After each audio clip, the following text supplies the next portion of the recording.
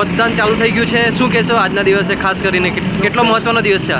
પહેલાં 2 કલાકના જે રિપોર્ટ અમને મળ્યા છે આખા દાદરા નગર હવેલીમાંથી, ઇન્ક્લુડિંગ દાદરા નગરપાલિકા સિલવાસા વિસ્તારમાંથી અને સમગ્ર દાદરા નગર હવેલીમાંથી, તો લોકોમાં આ વખતે એક અદ્ભુત ઉત્સાહના રિપોર્ટ મળ્યા છે. વોટિંગ માટે તમામ બૂથો પર લાઈનો છે અને રાજકીય પાર્ટીના કાર્યકર્તાઓ બી તમામ જગ્યાએ ટેબલો લગાવીને બેઠા છે અને લોકોમાં ખૂબ જ આ વખતે કંઈક અલગ ઉત્સાહ દેખાઈ રહ્યો છે અને મને શ્યોર લાગે છે કે અમે જે એક ટાર્ગેટ ધારેલો હતો કે 2 લાખની ઉપર મતદાન થશે દાદરા નગર હવેલીમાં, એ હમણાં 2 કલાકના રિપોર્ટ પરથી એવું લાગી રહ્યું છે કે 2 લાખની ઉપર પણ જઈ શકે મતદાન.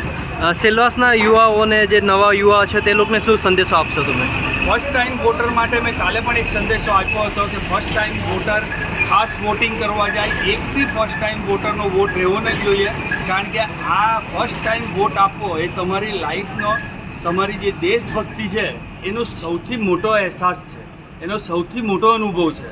માટે ફર્સ્ટ ટાઈમ વોટરે વોટ કરવો જ જોઈએ. એક પણ ફર્સ્ટ ટાઈમ વોટરનો વોટ બાકી નહીં રહેવો જોઈએ. એક વોટ કરવાથી કેટલા પરિવર્તન આવી શકે છે? જો તમે ઘણીવાર જોયું હશે કે એક વોટની કિંમત શું છે.